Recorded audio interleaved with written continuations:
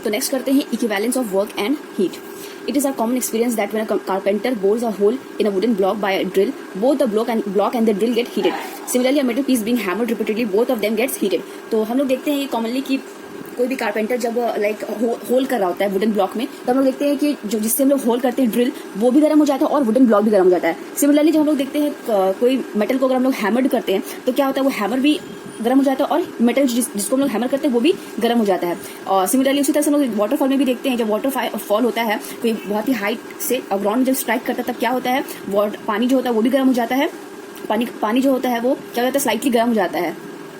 तो in a steam engine heat is converted into mechanical work. और steam engine में हम लोग क्या देखते हैं, हीट जो है कन्वर्ट हो रहा है किसी मैकेनिकल वर्क में कन्वर्ट होता है. तो एक्चुअली में ये सारा जो एग्जांपल्स है वो किसका एग्जांपल्स है, वो हम लोग एक्चुअली में ये शो कर रहा है कि कोई भी जो हम लोग काम करते हैं कोई चीज में तो क्या होता है, हीट प्रोड्यूस होता है. From this observation and also from Joule's experiment exact equivalence between the mechanical work done and the amount of heat produce. जब हम लोग मैकेनिकल वर्क करते हैं तब क्या होता है, मैकेनिकल वर्क में तो exact amount of heat produce होता है. इस एक्सपेरिमेंट ये सब एग्जांपल्स हम लोग को यही प्रूव होता है कि कोई भी हम लोग जब कोई काम करते हैं क्या होता है, मैकेनिकल वर्क इसमें कन्वर्ट हो जाता है, हम लोग को exact amount of mechanical work हम लोग का हीट में कन्वर्ट हो जाता है, प्रोड्यूस होता है heat. Joule from his experiment obtained that work may be fully converted into heat, and whenever from mechanical energy is fully transformed into heat energy is fully transformed into heat energy. The heat so obtained is directly proportional to the work done. तो joule के experiment के हिसाब से हम लोग क्या बोल सकते हैं कि वर्क में भी फुल्ली जो भी हम लोग काम करते हैं उसको हम लोग क्या करते हैं, फुल्ली कन्वर्ट कर सकते हैं, किसमें, हीट में कन्वर्ट कर सकते हैं. यानी हम लोग कोई भी काम करके हम लोग फुल्ली हीट को प्रोड्यूस कर सकते हैं. whenever mechanical energy is fully transformed into heat energy. तो और ये जो हीट प्रोड्यूस होता है वो क्या होता है, डायरेक्टली प्रोपोर्शनल होता है टू द वर्क डन होता है. यानी जितना हम लोग काम करेंगे वर्क डन जितना ज्यादा होगा हीट उतना ही ज्यादा प्रोड्यूस होगा, या जितना कम काम करेंगे उतना ही कम हीट प्रोड्यूस होगा. ठीक है. तो फॉर एग्जांपल अगर W और H हम लोग मैकेनिकल वर्क डन, मतलब W अगर मेरा मैकेनिकल वर्क डन हुआ और उससे जो प्रोड्यूस होता है हीट, अगर हम लोग H लेंगे तब उसके हिसाब से हम लोग क्या होते हैं, W directly proportional to H, मतलब work done directly proportional to heat produce. तो इसका जो प्रोपोर्शन है तो हटाने के लिए इसके लिए हम लोग कोई कांस्टेंट आना पड़ेगा. तो कांस्टेंट यहाँ पर क्या है, J है. तो ये J क्या है, एक्चुअली में जूल अपना यूज किया है word J, where J is the constant of proportionality and is known as mechanical equivalent of heat. इस J को हम लोग क्या बोलते हैं, मैकेनिकल इक्विवेलेंट ऑफ हीट बोला जाता है. The mechanical equivalent of heat is the work done to produce unit quantity of heat. Joule को हम लोग कैसे एक्सप्रेस करेंगे, वर्क डन बाय हीट है तो मतलब क्या हो जाएगा, work done to produce unit quantity of heat. फिर ऐसा ही सिस्टम में ये दिया हुआ है, यूनिट दिया हुआ है. इन ऐसा ही the unit of both work and heat are measured by same unit joule. So in this system J has no unit and its value is 1. क्योंकि वर्क जो हम लोग को यूनिट होता है ऐसा सिस्टम में, वर्क और हीट का दोनों का हम लोगों का जो ऐसा सिस्टम में जो यूनिट है वो जूल है. तो सॉरी हाँ जूल है. तो उसकी वजह से क्या होता है, जूल कैंसिल होकर क्या हो जाएगा, उसका यूनिट क्या हो जाएगा, 1 हो जाएगा. मतलब कोई यूनिट नहीं होगा, मतलब 1 हो जाएगा सिर्फ. और सीधे सिस्टम में क्या है, जूल का वैल्यू 4.2 × 10⁻⁷ अर्ग पर कैलोरी होगा, या फिर 4.2 जूल पर कैलोरी हम लोग बोल सकते हैं. ठीक है. तो आज के लिए बस इतना ही. अस्सलाम वालेकुम. तो नेक्स्ट हम लोग करते हैं latent heat. A substance can exist in any 3 states: gaseous, liquid, or solid. When a substance is heated or cooled, usually there is change in its temperature. But during change from one state to another, the substance absorbs or liberates heat without any change in temperature of it. तो क्या यहाँ पे बोल रहा है कि कोई भी सब्सटेंस हम लोग जानते हैं कि 3 स्टेट्स में एग्जिस्ट करता है, यानी सॉलिड, लिक्विड और गैसेज में. ठीक है. तो जब सब्सटेंस को हम लोग ठंडा या गर्म करते हैं तब क्या होता है, यूजुअली टेम्परेचर में चेंज होता है. लेकिन जब हम लोग कोई सब्सटेंस के स्टेट को चेंज करते हैं, यानी अगर सॉलिड से लिक्विड, लिक्विड से गैस या गैस से सॉलिड वापस या लिक्विड में कन्वर्ट करते हैं तब क्या होता है, हीट क्या होता है, या तो एब्जॉर्ब होता है या हीट क्या होता है, लिबरेट करता है, मतलब निकलता है या तो एब्जॉर्ब करता है. तो ये जो हीट एब्जॉर्ब हो रहा है या निकल रहा है इसको हम लोग क्या बोलते हैं, लैटेंट हीट बोलते हैं. This quantity of heat associated with state of change is known as latent heat.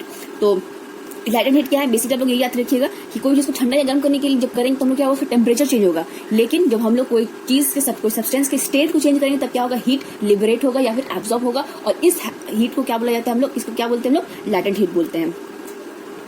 यहाँ पे एक एक्सपेरिमेंट भी दिया हुआ है. एक्सपेरिमेंट दिया हुआ है वैक्स से लेकर रीड की तो समझ में आ जाएगा. हम आपको शॉर्ट में बता दे रहे हैं कि टेस्ट ट्यूब में वैक्स लेता है और उसके ऊपर टेम्परेचर मेजर करने का थर्मोमीटर जो है फिक्स कर देता है और नीचे उसको फिर क्या करता है, हीट प्रोड्यूस करता है. हीट देने से क्या होगा, वो अपना मेल्ट होगा. तब हम लोग क्या देखेंगे कि जब हम लोग हीट प्रोड्यूस करते हैं, यानी अगर ये टेस्ट ट्यूब के नीचे जब हम लोग क्या करेंगे, कोई भी फायर रखेंगे या कैंडल वैंडल रख दिया, कुछ भी रख दिया, तब हम लोग हीट करेंगे. यानी इसको जब हीट करेंगे तो क्या होगा, हम लोग देखेंगे कि वो क्या हो जाता है. ऐसे तो वैक्स सॉलिड है, तो सॉलिड से जब वो उसको हम जब हीट करेंगे तो क्या होगा, वो स्टेट जब चेंज हो जाएगा, मतलब सॉलिड से लिक्विड होगा, पिघल जाएगा तो वो लिक्विड में चेंज हो जाएगा. तब हम लोग देखेंगे कि उसका जो टेम्परेचर है वो सॉलिड में, मतलब लाइक इस वेव के हिसाब से वो लाइक इस कर्व के हिसाब से वो चेंज होता है, मतलब पहले इतना टेम्परेचर होगा, फिर कांस्टेंट हो जाएगा मेल्टिंग में, फिर जब लिक्विड होगा तब वापस से इतना टेम्परेचर बहुत हाई हो जाएगा, तब हम लोग देखेंगे क्या हो जाता है, उसमें हीट बहुत ज्यादा एब्जॉर्ब करता है, हीट बहुत ज्यादा एब्जॉर्ब करता है और फिर वो मेल्ट हो जाता है।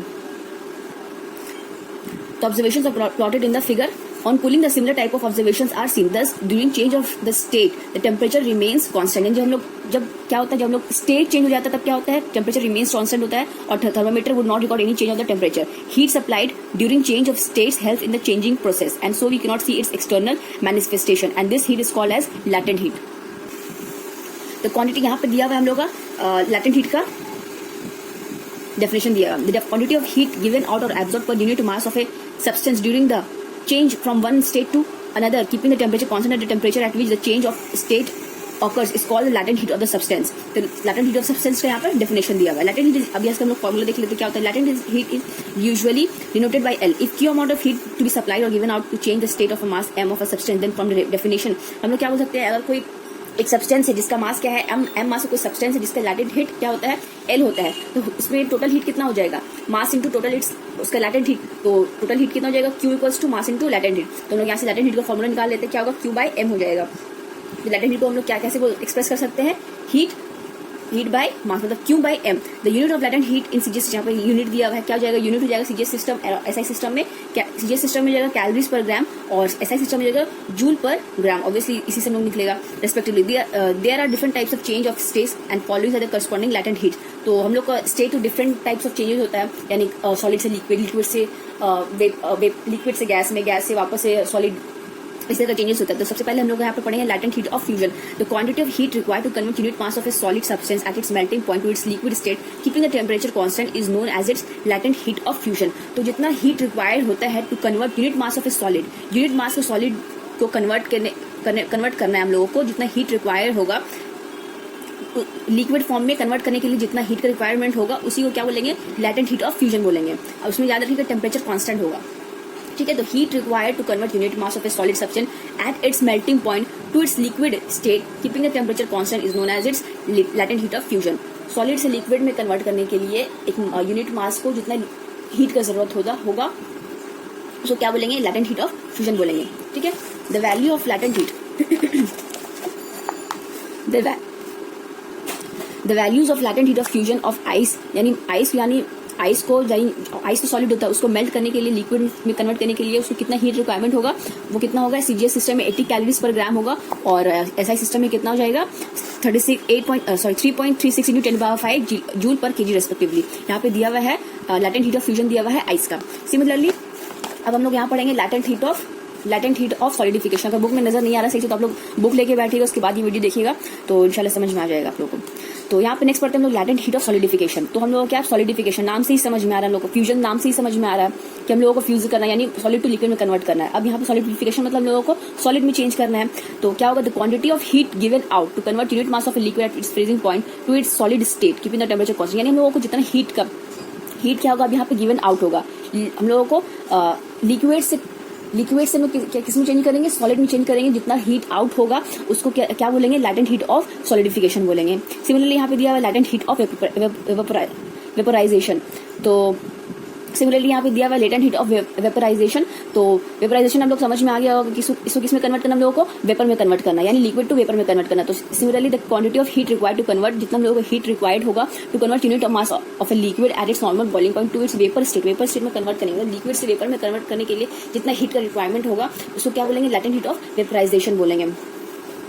यहाँ पे latent heat of vaporisation of water दिया हुआ है 537 किलो कैलोरी दिया हुआ है, कैलोरी पर ग्राम दिया हुआ है. और सीजीएस सिस्टम में क्या हो जाएगा 22.6 इंटू 10⁵ जूल पर केजी एसआई सिस्टम हो जाएगा. ये सीजीएस सिस्टम में था, ये एसआई सिस्टम में है. तो ये आप लोगों को याद नहीं करना है, ये मोस्ट ऑफ आप लोगों को अगर सम्स में आएगा तो आप लोगों को सम्स में मेंशन किया हुआ रहता है. बस ये आइस का याद कर लीजिएगा क्योंकि ये बहुत कॉमन है, लेकिन ये सब नंबर याद करने की क्योंकि यूजुअली मेंशन रहता है ऑलरेडी से सम्स में कि कितना क्या है. इसका मतलब कॉन्सेप्ट का क्या लैटेंट हीट होता है, कितना लैटेंट होता है. नेक्स्ट होता है लैटेंट हीट ऑफ कंडेंसेशन. तो लैटेंट हीट ऑफ कंडेंसेशन क्या हो जाएगा, तो quantity of heat given out to convert unit mass of a vapour into its normal boiling point to its liquid state keeping the temperature constant. अब हम लोग क्या vapour से किस में कन्वर्ट करेंगे, लिक्विड में कन्वर्ट करेंगे. तो इसके लिए जितना हीट गिवन आउट होगा उसको क्या बोलेंगे, लैटेंट हीट ऑफ कंडेंसेशन बोलेंगे. तो आई होप ये क्लियर हो गया होगा. तो आज के लिए बस इतना ही, और बाकी न्यूमेरिकल्स आप लोग देख लीजिएगा, इंशाल्लाह समझ में आ जाएगा. अस्सलाम वालेकुम.